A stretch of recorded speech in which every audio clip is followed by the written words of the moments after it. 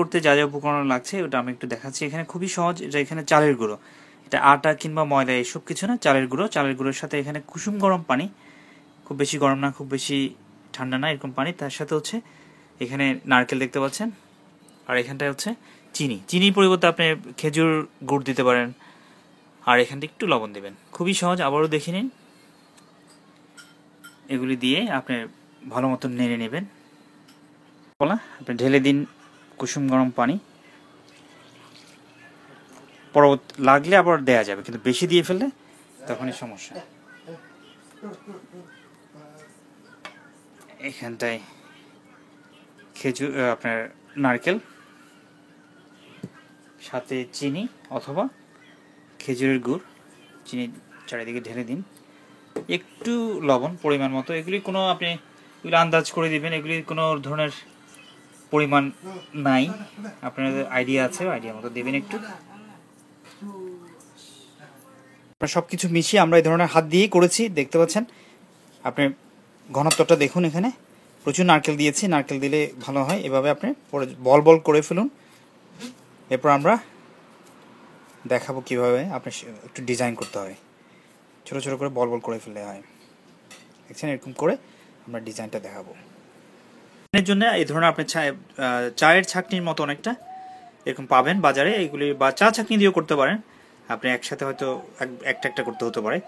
দেখছেন, আপনার oval shape করে আমি জাস্ট চেপে দিবেন, একটু এদিকটাও একটু চেপে দিবেন। আমার হাতটা ময়লা, সরি অ্যাবাউট দ্যাট। সুন্দর একটা ভাঁজ হবে, এখানে দেখতে পাচ্ছেন সুন্দর একটা ভাঁজ হয়েছে।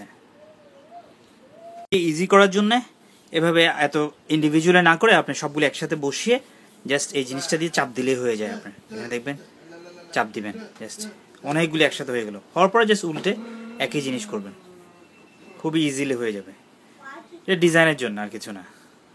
আর আপনার ছোটো ছোটো এগুলি একটু ওভাল শেপ করে হাত দিয়ে জাস্ট রেখে দিলেই হবে। ছেড়ে দিন, হচ্ছে খুব ভালোই হচ্ছে। 10 মিনিট ভাজার পরে হয়ে যাবে। হয়ে গেল খেজুর পিঠা। আপনারা দেখতে পাচ্ছেন কালারটা কেমন হয়েছে, একটু লাল লাল করা হয় এটা যাতে করে খেজুরের কালারটা আসে, দেখতে পাচ্ছেন। আর শেপটা দেখুন, এটাই ট্রেডিশনালি বাংলাদেশে এভাবে করা হয়, তবে অনেকভাবে করতে পারে। কালারটা এখন দেখুন, এটা কিন্তু খুব মচমচে হয়।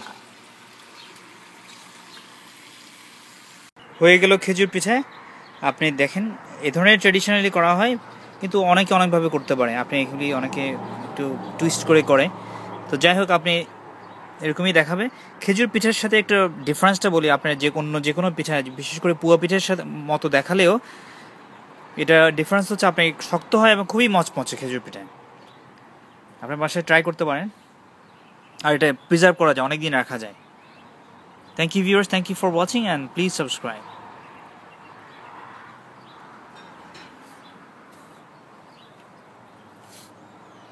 হয়ে গেল খেজুর পিঠা। খেজুর পিঠা একটু শক্ত এবং মচমচে হওয়ার কথা, দেখা যাক কীরকম হয়েছে।